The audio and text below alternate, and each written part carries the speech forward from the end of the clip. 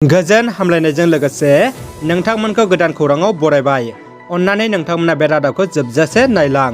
लोगोसे भिडिअखौ like, comment, share आरो चेनेलाव गोदानै फैदोंब्ला साबस्क्राइब खालामनो गुरै खावलायबाय। गिबि खौराङाव दङ।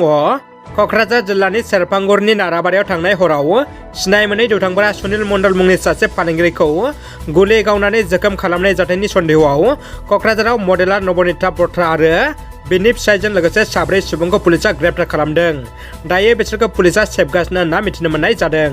फार्स्ट बर' इउटुबार मिटआपखौ मैया 5 जुनाव रङियाव खुंफुंबाय। बर' इउटुबारफोरनि गेजेराव खौसेथि आरो गोरोबनाय जौगानाय लाबोनो लोगो हमलायना सिनायलायना गिबि इउटुबार मिटआपखौ मैया खुंफुंबाय।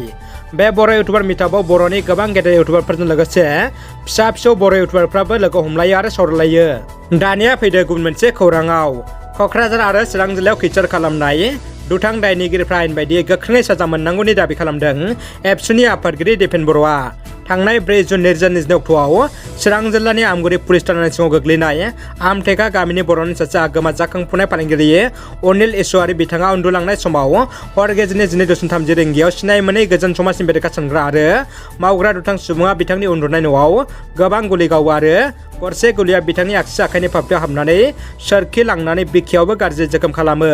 लोगो लोगोनो बिथांखौ बङाइगावनि लवार आसाम देहा फाहामसालियाव फाहामथाय होनो लांनाय जायो।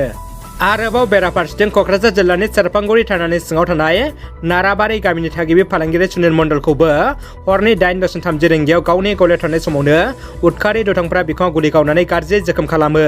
बिथांखौबो लवार आसाम हस्पिटालाव फाहामथाय होनाय जायो। जाथायखौ मिथिनाय लोगो लोगोनो एबसुनि आफादगिरि दिपेन बर' बिथाङा एबसुनि मोनसे दोलोखौ लानानै लवार आसाम देहा फाहामसालियाव थांनानै जोखोम सैनांनाय दुखुथिया सानैखौबो लोगो हमहैयो आरो बिथांमोननि गोग्गो देहाया थाबैनो थाजिम जाफिननायनि थाखाय गसाइनियाव आरज गाबो।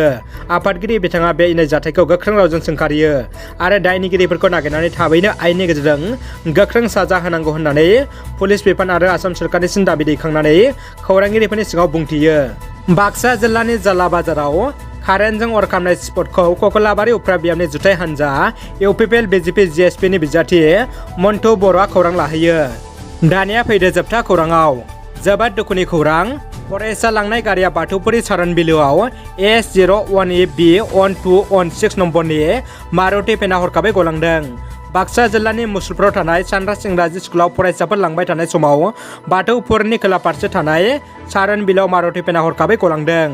बे जाथायजों माखासे फरायसाफ्रा गोथौ दुखु मोनो आरो गारि ड्राइभारा गोब्राबै जखम जाना देहा फाहामसालियाव थिसननांदों होनना मिथिनो मोनो। रादाबा एसेनोसै लोगोफोर।